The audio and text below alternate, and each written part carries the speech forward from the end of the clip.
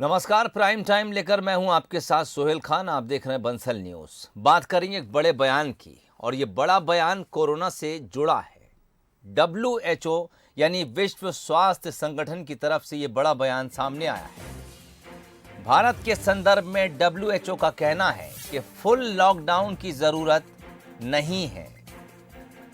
WHO ने यह भी कहा कि कोरोना रोकने के लिए मौजूदा उपाय ही भारत में काफी हैं। ये भी कहा जितना रिस्क हो उस हिसाब से बैन लगाया जाए। WHO के भारत में प्रतिनिधि रॉड्रिको एच ऑफ्रिन ने यह बयान दिया है। भारत में कोरोना की तीसरी लहर जारी है। पिछले कई दिनों से आंकड़े 2 लाख के आसपास, 2 लाख के ऊपर आ रहे हैं, लेकिन इस बीच WHO की तरफ से यह बयान भारत के लिए बड़ा बयान, महत्वपूर्ण बयान। फिलहाल लॉकडाउन जैसी स्थिति भारत में नहीं है। जहां रिस्क कम और ज्यादा है उसके हिसाब से बैन, पाबंदियां लगाई जाएं। WHO के भारत में प्रतिनिधि हैं रॉड्रिको, उन्होंने ये बयान दिया है।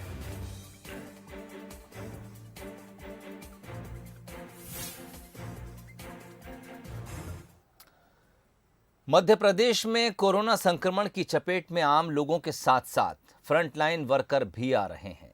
MP पुलिस के कई जवान भी संक्रमित हुए हैं। आंकड़ों के मुताबिक तीसरी लहर में अब तक 655 पुलिसकर्मी कोरोना पॉजिटिव हो चुके हैं। अब पुलिस ने संक्रमण से बचने का कुछ प्लान बनाया है, देखिए इस रिपोर्ट के जरिए। MP में पुलिस पर कोरोना की मार, 600 से ज्यादा पुलिसकर्मी पॉजिटिव, 2 दिनों में 200 जवान संक्रमित। अफसरों ने जारी की गाइडलाइन, अब इन्वेस्टिगेशन पर फोकस। कोरोना की तीसरी लहर खाकी पर कुछ ज्यादा ही कहर ढा रही है। MP में 655 से ज्यादा पुलिसकर्मी कोरोना पॉजिटिव है। वहीं भोपाल में ही जनवरी की शुरुआत से लेकर अभी तक करीब 50 पुलिसकर्मी संक्रमित हो गए हैं। कल हमारे जो पुलिस के जवान हैं 117 लोग संक्रमित पाए गए हैं। अब पुलिस के एक्टिव केसों की संख्या 655 संपूर्ण प्रदेश में है। कोरोना की बढ़ती मार ने अब अधिकारियों के कान खड़े कर दिए हैं। लिहाजा अब एक गाइडलाइन जारी की गई है, जिसके मुताबिक सभी थानों में ग्लास केबिन लगाए जाएंगे, जिनकी आड़ में ही पुलिसकर्मी लोगों से बात करेंगे। साथ ही छोटे मोटे मामले वीडियो कॉलिंग के जरिए पुलिस सुलझाएगी। ऐसे ही बयान दर्ज कराने के लिए भी लोगों से मेल पर बयान भेजने को कहा गया है। अधिकारियों की तरफ से जारी निर्देश में कहा गया है कि फील्ड ड्यूटी में तैनात जवान और पुलिस अफसर अनिवार्य रूप से फेस शील्ड लगाकर रखें। थानों में हैंड वॉश, वॉश बेसिन और सैनिटाइजर की व्यवस्था होगी। थाने में लोग हाथ धोकर ही घुस पाएंगे। जो निर्देश हैं पूर्व से ही स्पष्ट हैं कि किस प्रकार कोरोना या जो कोरोना से, कोविड से संक्रमित हैं उनको जो गाइडलाइन का पालन करना है वो किया जा रहा है। उनको जो स्वास्थ्य के लिए जो मेडिकल हेल्प की ज़रूरत है वो दी जा रही है, और आइसोलेशन या क्वारंटाइन के संबंध में जो कार्रवाइयाँ होती हैं वो भी पुलिसकर्मी कर रहे हैं। ग्लास सेपरेटर जैसी एक व्यवस्था रखी है थानों पे। जो हमारे ड्यूटी ऑफिसर हैं जनता के आने वाले लोगों से ग्लास सेपरेटर के थ्रू इंटरेक्ट करें, जिसमें आदमी इंटरेक्ट पर्सनल फिजिकली करने की ज़रूरत नहीं है। वर्चुअली इंटरेक्ट हो सकता है, उसके पक्ष रखा जा सकता है। व्यक्ति फिजिकली आने की आवश्यकता न होते हुए उसका पक्ष उसकी तरफ से थ्रू आजकल जो ईमेल के माध्यम से अपना स्टेटमेंट भेज सकता है। दरअसल इस मामले में पुलिस की दोहरी चिंता है। अगर बड़े पैमाने पर जवान बीमार पड़ने लगेंगे तो सुरक्षा व्यवस्था की स्थिति को संभालना भी एक बड़ी चुनौती बन जाएगी। आकाश शर्मा, बंसल न्यूज, भोपाल। शिवराज कैबिनेट की आज एक अहम बैठक हुई, जिसमें कई अहम प्रस्तावों पर मुहर भी लगाई गई। शिवराज कैबिनेट में घरेलू हिंसा सहायता योजना लागू करने को मंजूरी दे दी गई है। महिलाओं को 40% नुकसान होने पर 2 लाख की मदद मिलेगी, और 40% से ज्यादा नुकसान हुआ तो 4 लाख तक की आर्थिक सहायता दी जाएगी। इसके अलावा नई आबकारी नीति 2022-23 को भी मंजूरी दे दी गई है। यह 1 अप्रैल 2022 से लागू होगी। इसके मुताबिक नई शराब दुकानें नहीं खोली जाएंगी। भोपाल गैस पीड़ितों विशेषज्ञ चिकित्सकों की भर्ती, नगरीय क्षेत्रों में जमीन के पट्टों को लेकर भी महत्वपूर्ण फैसला हुआ है। हमारे भोपाल गैस त्रासदी और राहत और पुनर्वास विभाग के अंदर जो आयुष्मान निरामय योजना थी, जिसमें 5 लाख तक का इलाज होता था, उसमें भोपाल गैस पीड़ित के बच्चों को भी सम्मिलित किए जाने का आज मध्य प्रदेश की कैबिनेट के द्वारा तय किया गया है।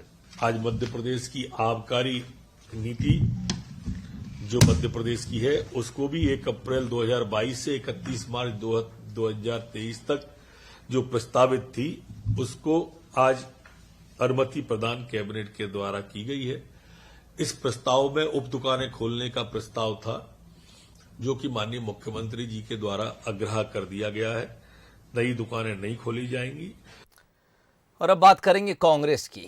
कमलनाथ ने जिला अध्यक्षों और प्रभारियों की एक बड़ी बैठक ली, जिसमें उन्होंने कांग्रेस नेताओं को कड़वे घूंट पीने की नसीहत भी दी। इस कड़वे घूंट में बहुत कुछ बड़ा संदेश छिपा है। खैर, कमलनाथ ने मीटिंग में जिन बातों पर जोर दिया, उसका एक ही मकसद है कि संगठन को मजबूत करना और 2023 के विधानसभा चुनाव में बीजेपी पर भारी पड़ना। देखिए पूरी खबर। कमलनाथ का बिग अटेंशन, संगठन मजबूत करने की टेंशन, नेताओं को लगाई फटकार, आपसी कंपटीशन पर भी वार। संगठन को पुनर्गठित करना, संगठन को मजबूत बनाना, संगठन किस प्रकार का हो, इस पर हम लगे हैं और पिछले 3 महीने से मैं लगा हूं। ये आसान नहीं है। एक बार फिर ये बयान प्रासंगिक हो गया है। एक बार फिर कांग्रेस के कमजोर संगठन पर बहस गर्मा गई है और एक बार फिर विधानसभा का चुनाव भी आ रहा है। दरअसल मंगलवार को पूर्व सीएम और मध्य प्रदेश कांग्रेस के अध्यक्ष कमलनाथ ने बड़ी बैठक बुलाई। बैठक में सभी जिला अध्यक्ष और प्रभारी मौजूद रहे। यहां 2023 के चुनावों को लेकर मंथन हुआ। कमलनाथ ने तो सदस्यता अभियान की धीमी रफ्तार पर नेताओं को फटकार भी लगाई। उन्होंने साफ कहा कि मार्च के अंत तक सदस्यता अभियान का लक्ष्य हासिल हो जाना चाहिए। बैठक में कमलनाथ ने बड़ा और सीधा संदेश ये भी दिया कि अगर संगठन मजबूत नहीं किया गया तो उत्तर प्रदेश की राह पर यहाँ भी कांग्रेस चली जाएगी। उन्होंने नसीहत देते हुए कहा कि अगले 18 महीने अग्नि परीक्षा है। अगर कड़वा घूंट भी पीना पड़े तो वो भी पी लें। आपसी कंपटीशन को भूल जाएं। निश्चित रूप से संगठन तो मजबूत करना हमेशा लक्ष्य रहता है और संगठन मजबूत तभी होता है और लोग उसमें आकर्षित होकर संगठन से तब जुड़ते हैं जब वो संगठन, वो पॉलिटिकल दल जनता की बात करता है। तो यही माननीय कमलनाथ जी का कहना है कि हम हर जगह पर पार्टी जिस फोरम पे मौका मिले आम जनता की बात करें, जो सरकार गलत कार्य कर रही है उसको उठाएं, तो निश्चित तौर पर हमारा जनता से संपर्क भी होता है और हमारा संगठन भी मजबूत। जाहिर है विधानसभा चुनाव से पहले कमलनाथ अपनी पार्टी के बूथ मंडल कमेटियों को मजबूत करना चाहते हैं। कमलनाथ जब पहली बार अध्यक्ष बने थे तब भी उन्होंने ऐसा करने में बहुत हद तक सफलता हासिल की थी और पार्टी 2018 में सत्ता में वापस लौटी थी। इस बार वो और ताकत झोंकना चाहते हैं। हम कभी विपक्ष को, अपने प्रतिद्वंदी को कमजोर नहीं मानते, न हम कभी कमजोर करते। हम अपने सकारात्मक दृष्टिकोण पर, अपने संगठन की मजबूती पर और कार्यकर्ताओं के बल पर अपने संगठन को आगे बढ़ाने का काम करते हैं और उस काम में लगे हैं। और भगवान का आशीर्वाद है कि प्रधानमंत्री जी के नेतृत्व में देश आज जिस गति से आगे बढ़ रहा है, ये कार्यकर्ता इसके साथ मेहनत में लगे हैं।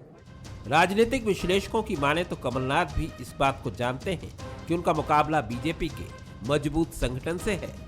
ऐसे में मुकाबले की सबसे अच्छी रणनीति है खुद को मजबूत करना और सामने वाले की कमजोरी परखना। शायद कोरोना महामारी में कमलनाथ ने कमजोर नब्ज टटोल ली है, इसलिए वो 2023 के लिए कांग्रेस को एकजुट करने, नेताओं को जमीन पर उतारने पर ज्यादा फोकस कर रहे हैं।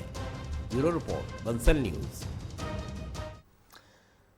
2023 के चुनाव को लेकर कांग्रेस ने एक नया अभियान छेड़ा है। फरवरी महीने में कांग्रेस घर चलो घर घर चलो अभियान चलाएगी। 1 फरवरी से 28 फरवरी तक लगातार ये अभियान चलेगा। अभियान के तहत कांग्रेस कार्यकर्ता लोगों के घर घर जाकर सरकार की नाकामी बताएंगे। कांग्रेस से लोगों को जोड़कर अभियान के जरिए पार्टी की विचारधारा से सबको अवगत कराया जाएगा। कांग्रेस कार्यकर्ता घरों के बाहर स्लोगन लिखे स्टिकर भी चिपकाएंगे। कांग्रेस के सभी प्रमुख नेता इस अभियान में शामिल होंगे।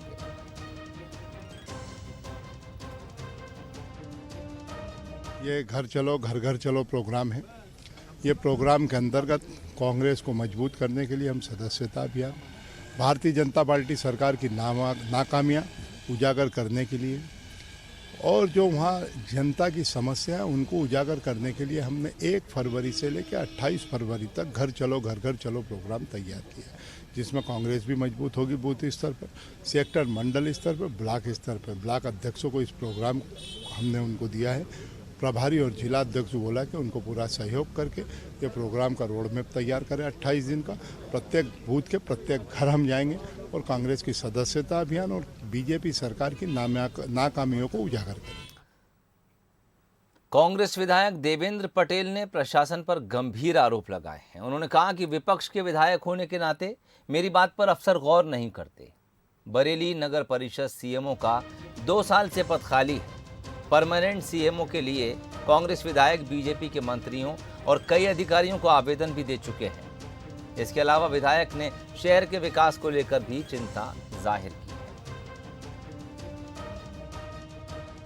नगर पंचायत जब से नगर पंचायत हुई है बरेली नगर में का विकास पूरा अवरुद्ध हो गया। और तो और मेरी विधायक निधि जो थी, विधायक निधि भी जो मैंने दी थी, आज 2 साल हो गए हैं, वो विधायक निधि के भी पूरे काम है।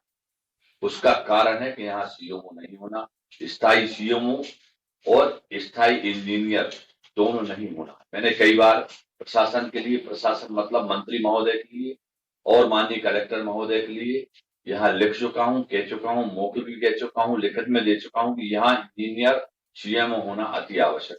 मैं सरकार से बहुत लड़ता हूँ, लेकिन कहीं न कहीं ये बात तो निश्चित है कि विपक्ष के विधायक के होने के नाते मेरी बात पर गौर नहीं की जा रही और विकास की बात यहाँ उससे रुक रही है। खबरें अभी और भी हैं, लेकिन फिलहाल यहाँ पर रुकेंगे एक बहुत छोटे से ब्रेक के लिए।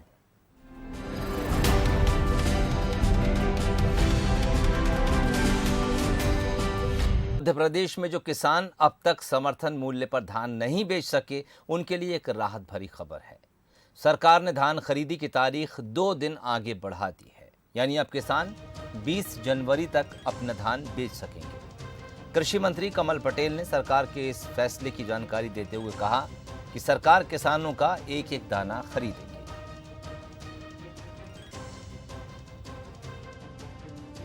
ये उनको लेकिन समय निकल गया, उनका तोलाई नहीं हो पाई, तो उनको पुनः SMS करके समय देकर 20 तारीख तक माननीय मुख्यमंत्री शिवराज सिंह जी के निर्देश पर बढ़ा दी गई है, ताकि हम एक एक किसान का एक एक दाना खरीद सकें। उसके निर्देश दिए।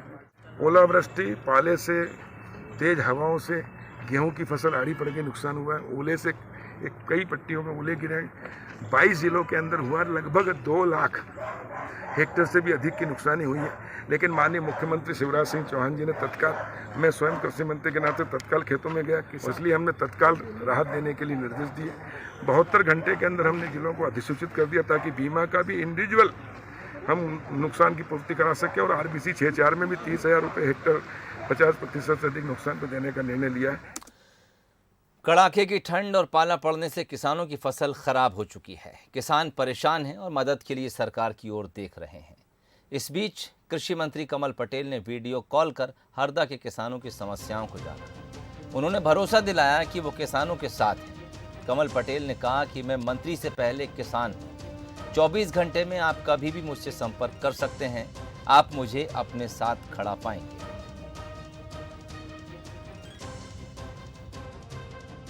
और जितना नुकसान हुआ किसान का उतना लिखना, पूरा जिनका नुकसान हुआ उनका ही लिखना।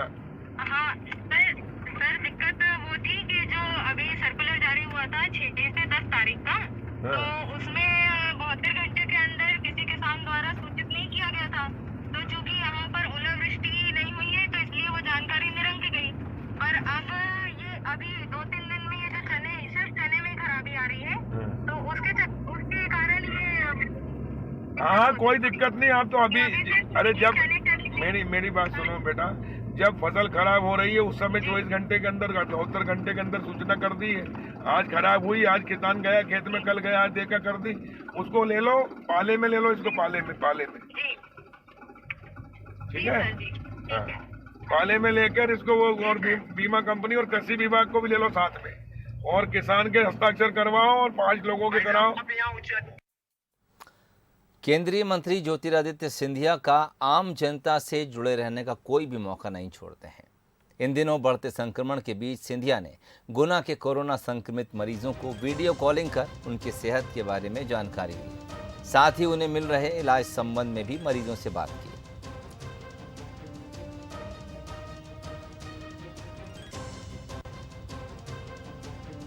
प्रणाम। कैसे हो? एकदम बढ़िया। आप ठीक एकदम हो? बढ़िया बढ़िया। जी जी कैसी तबीयत है? ठीक है महाराज। कैसे हो गया कोरोना? संक्रमित कैसे हो गए? भोपाल मीटिंग में गया था मैं। हाँ, तो वहाँ हो गया भोपाल मीटिंग में। अच्छा महाराज साहब मैं फार्मा में हूँ तो मीटिंग में गया था। अच्छा। लक्षण क्या है तुम्हारे? सिम्टम्स कुछ भी नहीं है। सिम्टम कुछ भी नहीं है और घर में आइसोलेशन में बैठे हो? जी जी क्योंकि ये बहुत जल्दी फैलता है, तो थोड़ा ध्यान रखना, नहीं तो दूसरे घर वालों को भी हो जाए। चलिए बात अगली खबर की। खबर इंदौर से है, जहां एक युवती के साथ सामूहिक बलात्कार के बाद अय्याश राजेश की कई और भी पोल खुली हैं। आरोपी राजेश विश्वकर्मा ने रेप पीड़िता से तीसरी शादी की थी और वो थाईलैंड की एक युवती से चौथी शादी भी करने वाला था। पहली पत्नी से राजेश के 3 बच्चे हैं, वहीं दूसरी पत्नी से 1 बेटी है। रेप पीड़िता से उसने तीसरी शादी की थी। मैट्रिमोनियल साइट के जो मैसेज मिले हैं उसमें राजेश चौथी शादी की तैयारी कर रहा था, इसका जिक्र है। इधर 3 शादी के बाद पीड़िता पुलिस को अपने बयानों में ये बता चुकी थी, लेकिन आरोपी ने इससे इनकार करते हुए सिर्फ 2 शादी की बात ही कबूली है।